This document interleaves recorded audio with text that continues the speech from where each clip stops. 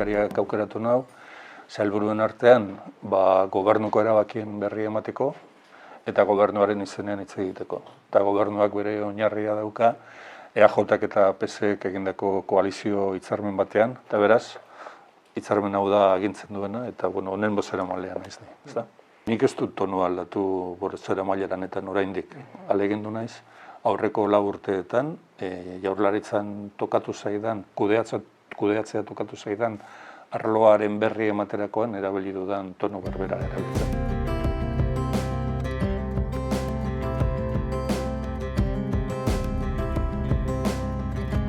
Jaurlaritzan egin dugun azterketa da, martxotik eskolara joan ez diren neska-mutil askori zor zaiela eta gizarte honek zor diela, batetik eskubidea dalako eta bestetik behar izana dalako, hezkuntza bermatzea eta gainera komunitateak, hezkuntza komunitate osoak bat egiten du, eskubide horrek izan behar duela modu presentzialean bermatua eta gure gogoetak horri buruzkoak dira.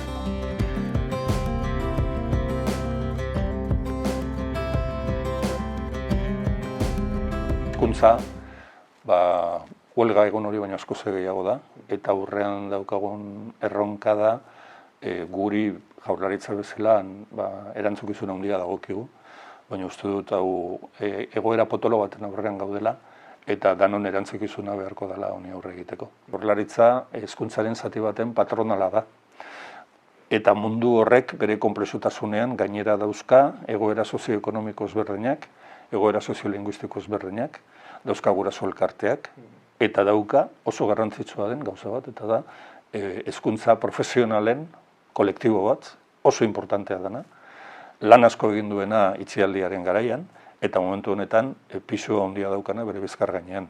Konplexutasun hori da, Jaurlaritza aztertzen ari dena, eta uste dugu konplexutasun horren arlo guziak ikutuz eta landuz bakarrik atera gaitezkela hemendik. Gizarte bezala gaur daukagun erronkarik handiena ez da 2020-2021 kursoa nola hasten den. Gure erronka da nola osatzen den kurso hau eta nola iristen garen kurso honen amaierara. Konbentzituta gaude danok.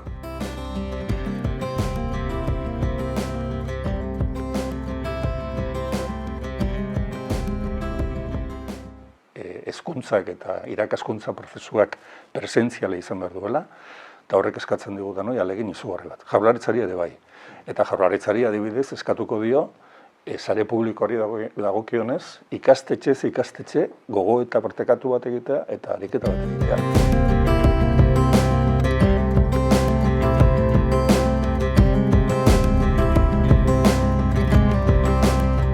Baina bai pentsatzen du Jaurlaritzak lehentasunak ere finkatu behar ditugula, eta beraz, erabakiak hartzen joan beharko dugula, pixkanaka eta pausoz pauso. Dana batera ez genuke egin beharko. Baina argi daukagu, aktibitate ekonomikoa edo jardun ekonomikoa mantentzea lehentasun badala. Argi daukagu, martxoan edo apirilean gertatu etzen bezala gaur hezkuntza presentziala lehentasun badala. Eta horrek ekarriko ditu berarekin beste premia batzuk, jantokiekin zerikusia dutenak, eskolaz kanpoko kirolarekin edo beste aktibitateekin zerikusia dutenak, eskola kirolak, kultur ekitaldiak, aisialdia, baina honi ezin diogu, erantzun bat ez dago danetarako, eta erabakiak hartu behar dira, lasaitasunez, zuhurtziaz eta pausuz pauso. Autonomia erkidego honetan, Nafarroan ez da gertatu, eta iparraldean ere ez, eta Frantziako beste toki batzuetan ere ez, eta Espainikoetan ere ez, baina hemen resistentzia handiak egon dira, momentu jakin batean lanera bueltatzeko, momentu jakin batean eskolara bueltatzeko, eta resistentzia horien argumentua beti izan da aurrena segurtasuna bermatu behartzela. Baina segurtasuna egunez egun da tokiz toki bermatu beharko.